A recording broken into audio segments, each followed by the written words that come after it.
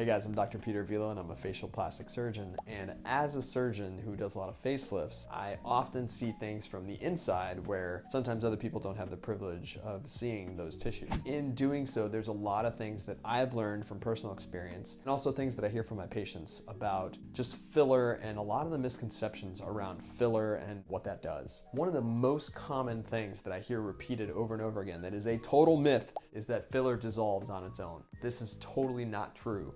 Filler stays there in your face for a long time. They've done studies where they do MRIs on people that had fillers 10 years ago, and the fillers are still there. Is that a problem? Do you need to run to your local injector and have all that filler dissolved out? Only if it's a problem. It's not necessarily causing any problems by just the fact that it's there. However, in certain areas like the under eyes, for example, where it's drawing in a lot of water, sometimes, yeah, that's an issue and you need to dissolve out that filler. It's not going to go away on its own. Another really common misconception about filler is that migration is somehow like a one-off event. Migration is what happens when filler is injected and it kind of spreads or disperses throughout the tissue. This happens 100% of the time that filler is injected. It's just a matter of how long is it going to take for that to happen.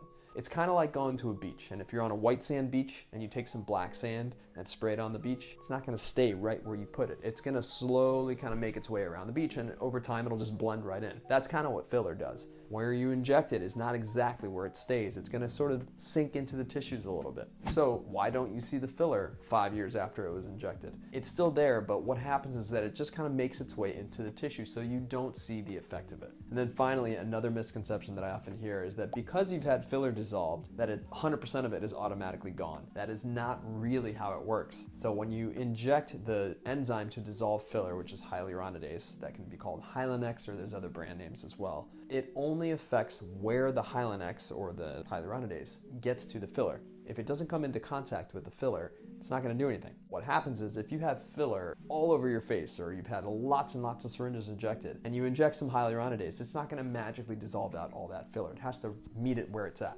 Sometimes, where I've had patients that are sometimes confused about things because where they've had hyaluronidase injected and they said, you know, my other injector already dissolved all the filler. Maybe, but maybe they didn't, and that's okay. Sometimes it takes a couple rounds of dissolver to really get all of the filler out, and it can be in places where we don't expect, even if we injected it somewhere else because of migration. And so these things can kind of make their way around your face. So it's not like if you have filler injected in your cheeks that it's going to end up in your chin. That's not how it works. But it does spread quite a bit. That's something that you should know in terms of dissolving out filler. You really have to go a little wider than you think to really get all of that out of there and make sure that you're getting back to a sort of normal, untreated appearance.